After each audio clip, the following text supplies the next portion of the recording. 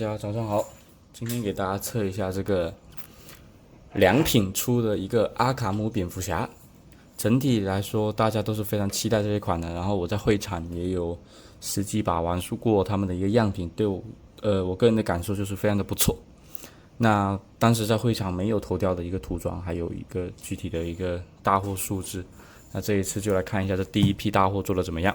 网上的话，有人说侧台关节比较松，或者说披风太软了，那就看一下是中奖现象还是说通病，好吧？那这个都是没有拆过的，我也是刚到工作室，所以说拆开给大家看一下，直接全部一镜到底。里边还有一个盒子啊，嘿，哎呀，好难拆。正面这个，我们来看一下这个盒子，良品原野文化，然后是阿卡姆蝙蝠侠的一个标志，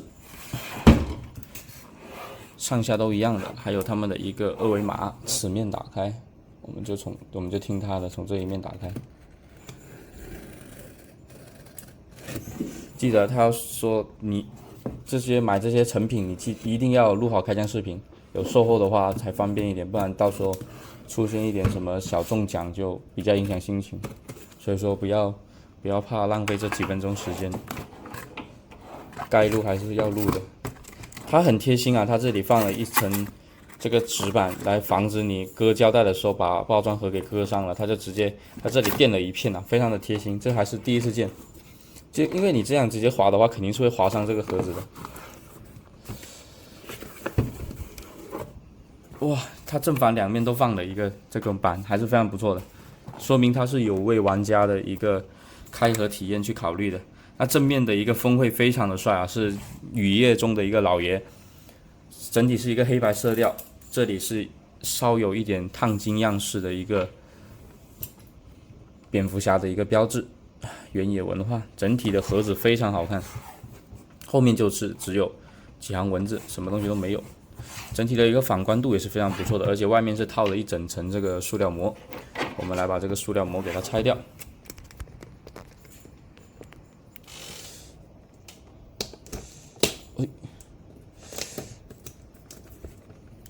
拆这个膜还是蛮硬的啊，你不是说可以徒手去撕开很大一个口子的，你需要借助一下工具。整个膜对于一个盒子的保护应该也是蛮到位的。我这个是算是好盒，只能说在边角就这里稍微有一点折，但是我个人不是盒控啊，就其实无所谓。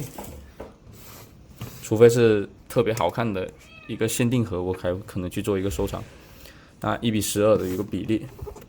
那正面是 NECA 那种惯用的一个礼盒包装，就是这里应该是做的磁吸的一个卡扣，你这样拆开来，内包就是长这样，一个主体，巨多的替换手型，一些武器配件，头雕2个头雕，还有下面的一些蝙蝠标之类的东西，然后后面就是说明书、地台。那拆开的话，这里有一个圆形的封口，我们在这里给它划开，将它取出来。我这个是368入手的，因为我是在会场预定会场抽奖有优惠券，所以说整体的价格我觉得算是非常划算了。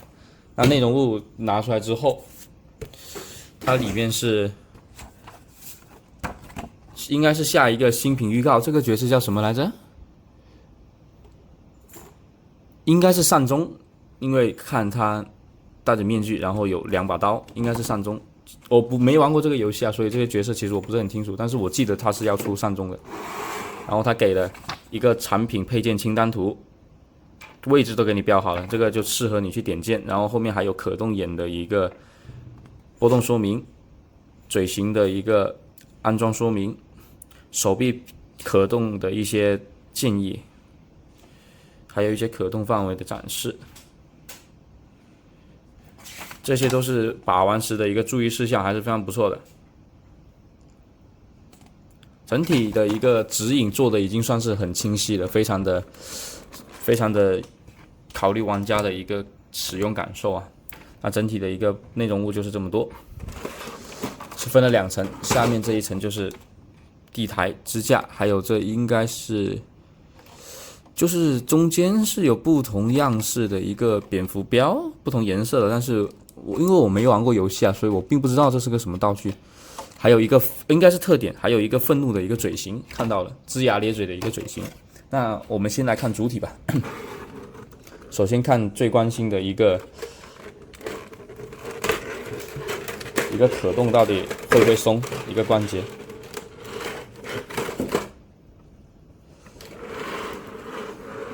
稍等，我拿出来看一下。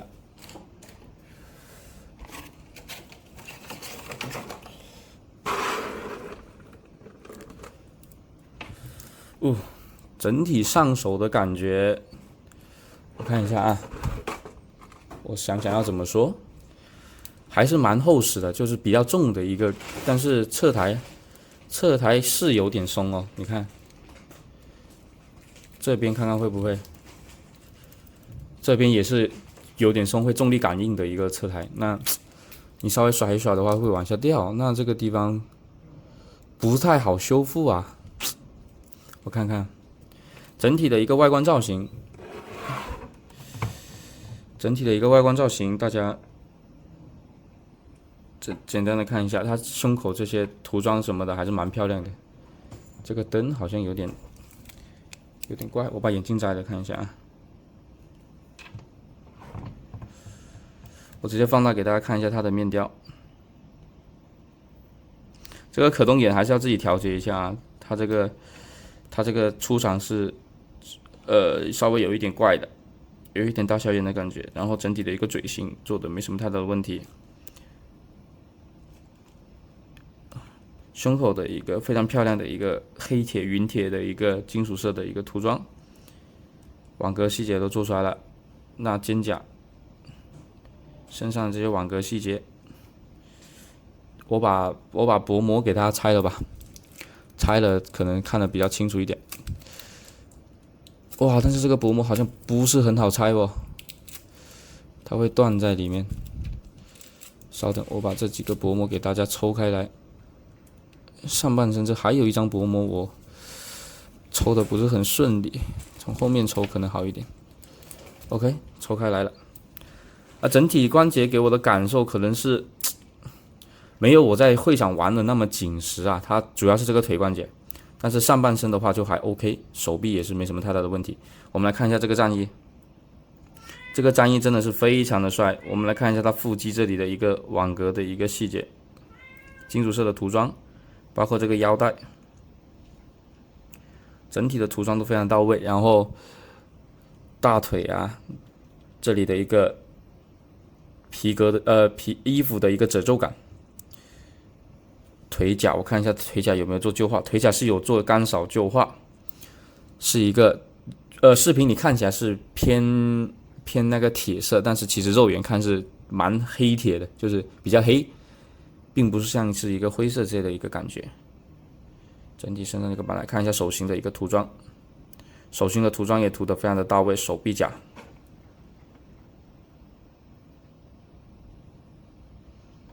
这样一套给大家看过去，看一下后背。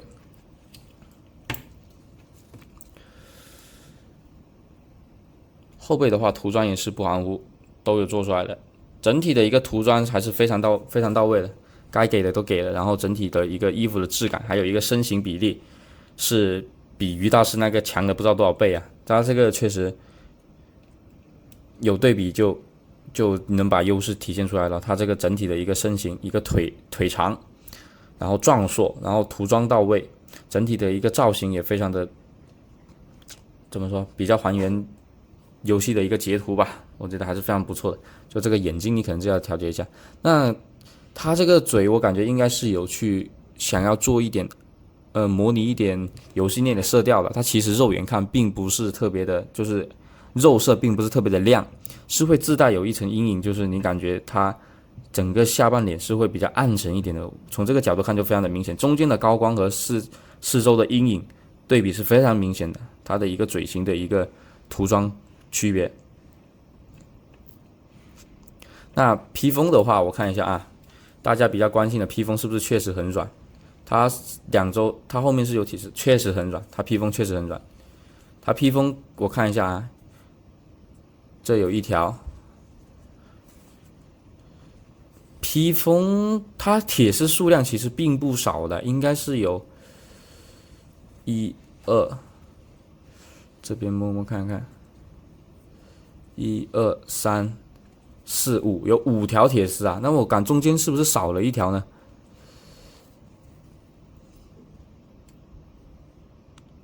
我中间这里，我看一下啊，我看一下它的一个铁丝分布。照理来说，这里应该还有一条铁丝的，但是我这一盒没有啊。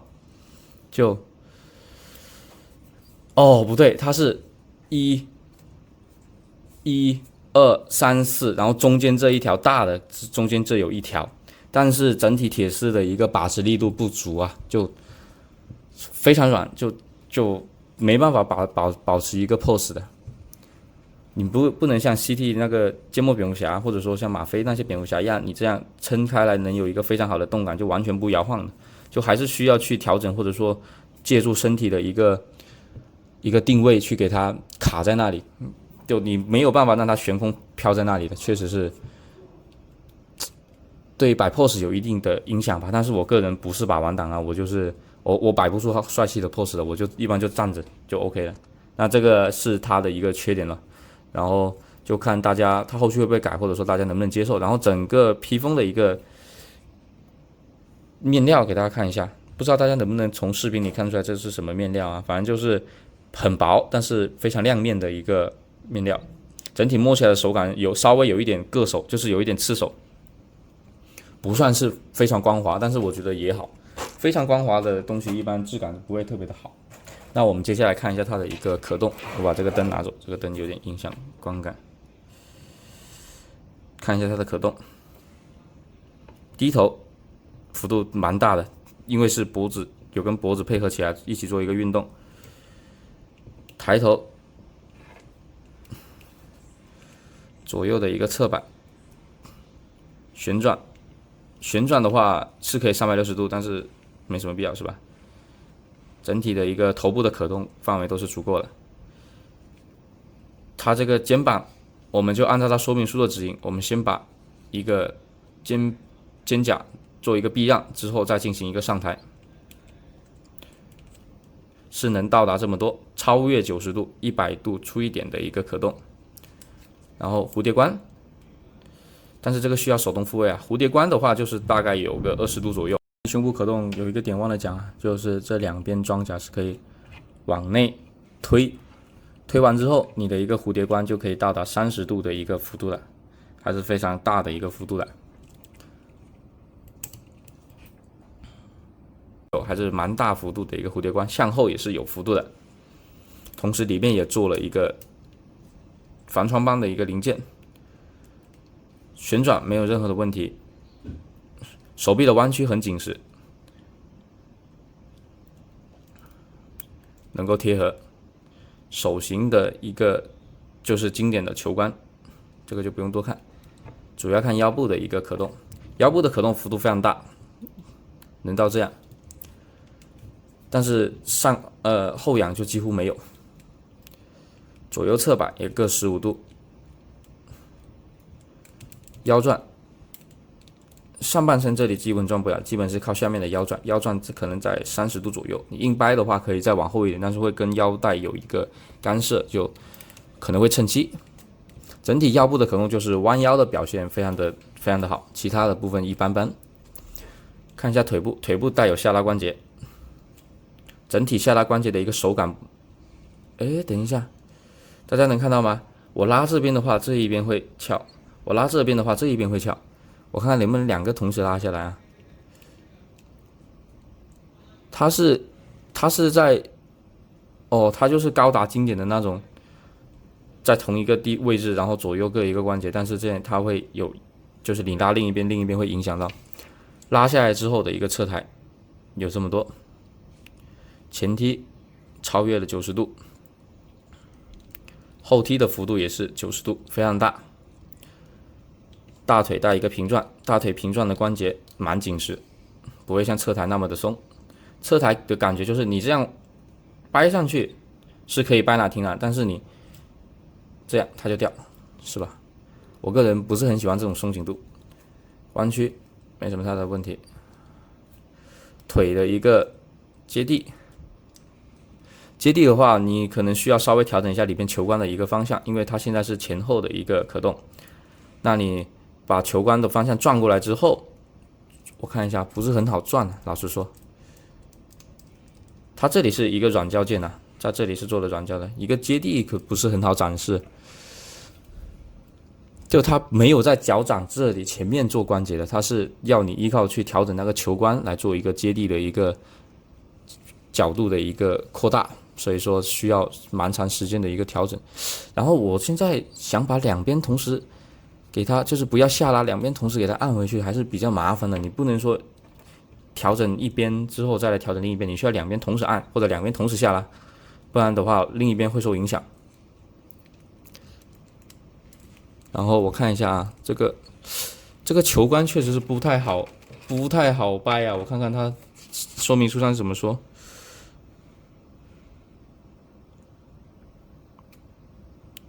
它的左右接地好像就大概是，它说明书上我们能看，它就只说了前后接地的一个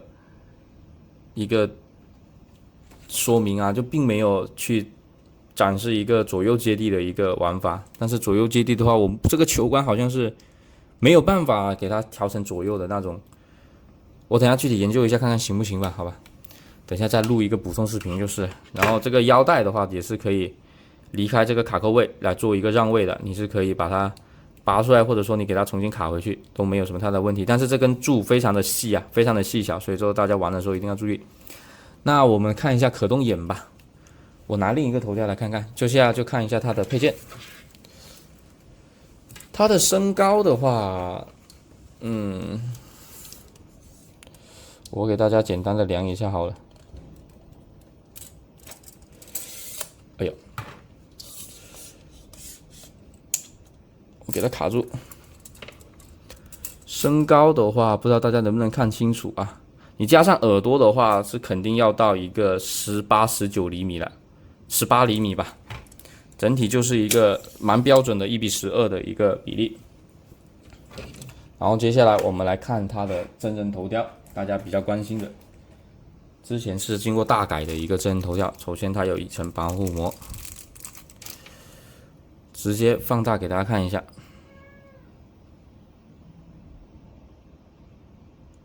我这里是蹭到了脏东西，应该是开合有一点脏。我们能看到整体的一个头雕，不知道大家能给这个头雕打几分呢？哎，我这3点黑有点太明显了，我等一下看看能不能收好，或者说自己能不能擦掉。整体眼睛涂了一层光油，非常的漂亮。然后是嘴巴的一个血色也有涂出来。我们也有玩过游戏，我不知道对于游戏里的一个还原度到底有几何啊，但是单看这个头是做的非常是不错的，是比之前网上流出来的头要自然很多的。耳朵和脸颊的一个肉色也有稍微做一个区分。哎呦，这小猫又跑上来了，等我把它抓上去。然后看一下另一个头，这不是另一个头，这是它脱下来的一个头盔。我们这是一个展开样式的，整体的一个感觉做的还不错。那剩下的配件就是它没有给替换嘴型啊，它就特点应该不知道是不是特点啊，反正替换嘴型在另一代里，等一下再给大家看一下。就是一堆手型了，手型的话是有5对，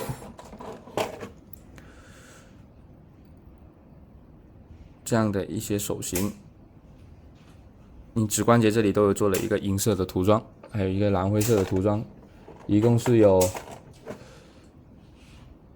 这样的一个手，就给大家简单看一下各自的一个样式就好了，也是握持手，就是感觉就是不同幅度的一个握持手，这也是握持手。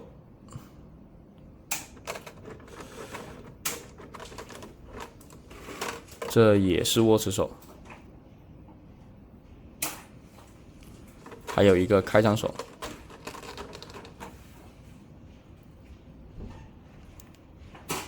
开张手的幅度还是蛮大的啊，就蛮奇怪的。我比较喜欢那种自然垂下的一个手型。还有一个眼球的调节杆就不给大家看了，然后接下来看一下它各种的武器配件。我并不懂这些具体的武器型号是什么的，我只能说给大家看一下外形，然后它具体是什么脉冲枪还是冲锋枪还是钩锁枪什么我就不知道了。这给大家看一下，枪身都是做了一个做旧涂装的银色干扫，整体的涂装还 OK， 子弹也是有做一个涂装，枪口这把枪的一个质感还是蛮不错的。然后一个这个啊有点抠手，不是很好拿。这个我不知道是什么枪，手枪呗，还是这些东西。但是蝙蝠侠我记得他不是不用枪吗？这个我不知道，这个是什么枪我不是很懂，应该看起来像是手枪。后面这个显示屏没有涂装，整体银色，应该是游戏的一些特色涂装吧。还有这个我知道，这个是钩爪枪，整体的一个涂装也是蛮到位。这个移动是给了两个一模一样的。这个就是替换的一个，这是替换的枪是吗？我看一下啊，我看一下说明书上标的这是什么？这是15是爆炸凝胶喷雾器，应该也是一把武器了。然后这一把14是什么？看一下，14是钩爪枪。哦，这个是钩爪枪，刚才那两个是绳索发射器，我们能看到它前端是有3爪的这个钩爪刻画的，这个是钩爪枪。然后还有2个蝙蝠镖。特点的话，我知道那三个标是什么，3个有颜色的标是遥控飞镖，还有一个爆炸的一个鱼雷。蝙蝠镖就这样。没有什么特别出彩的地方，就是黑铁加一个银色的一个涂装。然后刚才那把大枪是干扰枪，然后那一把手枪，我刚才说是手枪的是声音合成器，那确实都不是枪。那我看一下，接下来就是给大家看一下可动眼的调节吧。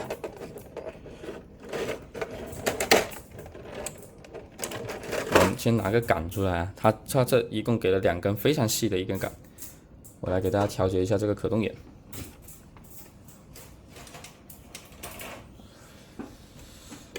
我也要看一下它的说明书啊，以防等下有什么失误。他是说先把这个前面这个给它取下来。它的嘴型跟眼睛那里是分开的，我们能看到，你像这样取下来的话，就变成3眼了。那嘴型跟头型是一个分开安装的一个方式，整体的一个面罩。那我现在需要调节就是让眼睛稍微往外一点，就是一根直直的装，就没什么特别的。你给它插上之后，不是很好对焦啊，太小的东西。就可以进行可动眼的一个调节，不知道大家能看到没有？就不是很好拍这个东西，反正就是一根桩，给它插在后面，然后根据这个来进行一个可动眼的调节。整个可动眼的调节蛮丝滑的，并不会说特别的一个卡漆面这类的一个东西，我给它调整的稍微正常一点。但是注意啊，它这个柱子太紧啊，它会直接把眼球给拔下来，这就有点麻烦。就你要把它重新给它按回去，这个就大家一定要注意，不要小心不要伤到这个眼球的一个漆面了。这对焦好怪。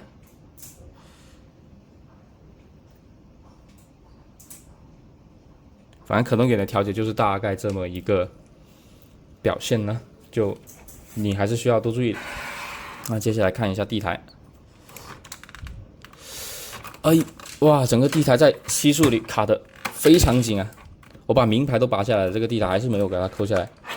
它整体这里卡得非常之紧，很难拿，应该是两边有2个卡扣样式的东西给它卡在那了。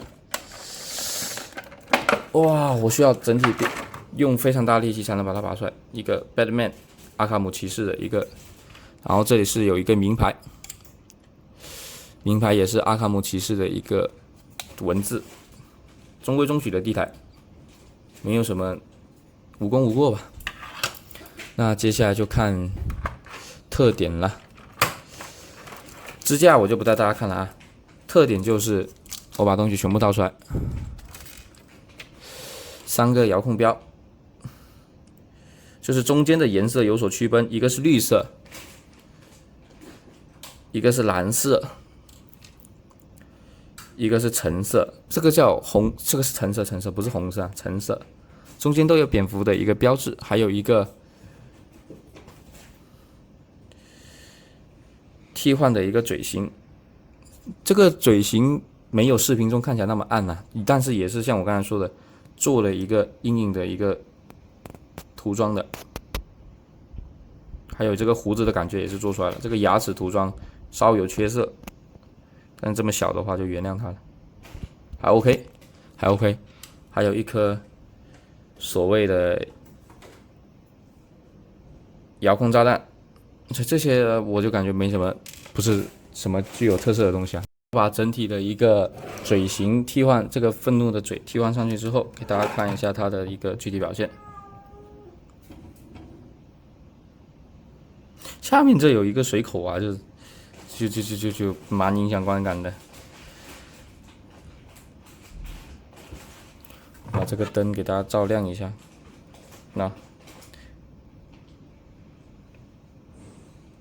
那其实我个人刚才体验了一下，它这个可动眼的调节不是特别舒服啊。你这个装它会把眼球带下来，就你调整好角度之后，你拔下来，你直接把眼球整个拔下来，你不就白调节了吗？所以说还是建议大家拿个细一点的东西去调节啊。它这个还是太紧了。然后我们把这个头拔下来，替换上真人头看看。真人头的安装需要用点力气啊。安装上真人头之后，整体我调节一下，感觉脖子是不是稍微有一点点短，但是还好，就装上之后整体是非常俊俏的一个脸型啊。但是我这，哎呀，这蹭漆啊，真太讨厌了，是比想象中好不少，我们这个看一下这个俊脸还是侧脸还是非常俊俏的。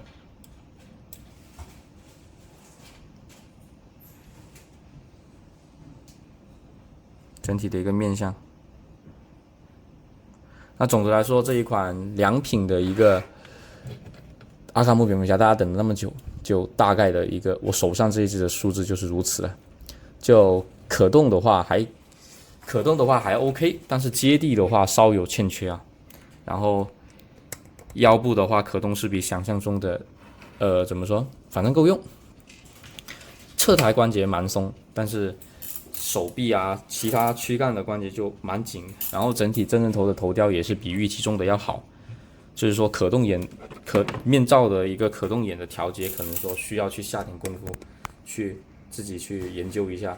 那总的来说还是蛮不错的一个产品吧。如果你能以预定价买到的话，我觉得还是非常不错。那这一款的货量应该也会蛮大的，就现在是500多的价格，我是不建议大家去高追，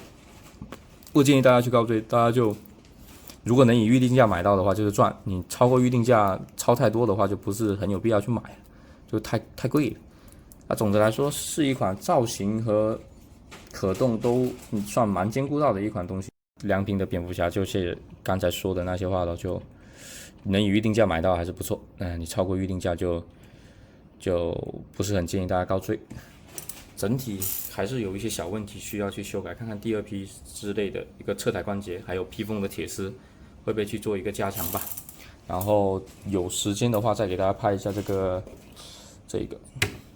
百兽王，这2个尾巴要取下来的我没有取，整体还是非常不错的一个玩具，这个有空就给大家开一下。那整体的一个蝙蝠侠就看到这里，那大家就可以多关注一下其他博主的一个测评，看看我这些问题到底是通病还是说我个人中奖。OK， 那感谢大家的观看。